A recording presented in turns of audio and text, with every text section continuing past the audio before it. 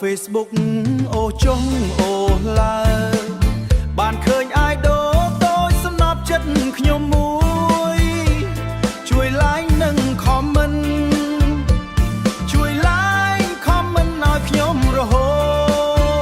តនាងជាក្មេងតូចមានគំនិតចាំងទុំគួរឲ្យគោរពស្រឡាញ់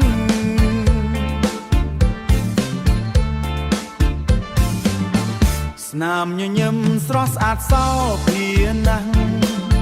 ចរិតនាងតូចមិនដូចអ្នកដទៃមិនចេះរញ៉េរញ៉ៃខ្លាចធ្នោគួរឲ្យខ្នាញ់ស្រឡាញ់ណាឃើញរូបឃើញកាយតាមបណ្ដាញសង្គមនាំមកនៅភាពស្រស់ស្រាយ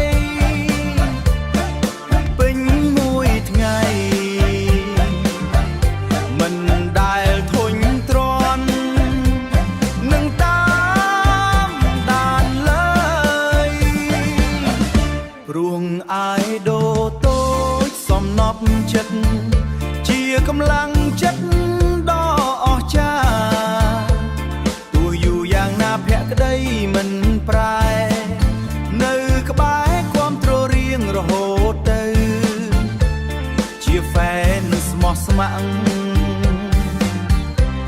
មិនទៅណាឆ្ងាយស្រឡាញ់ខ្លាំងណាស់អាយដល់ក្នុងចិត្តអរគុណអាយដល់តូចសំណប់ចិត្តខ្ញុំអរគុណធំធំអាយដល់តូចសំណប់ចិត្តខ្ញុំអរគុណធំធំអាយដល់តូចសំណប់ខ្ញុំ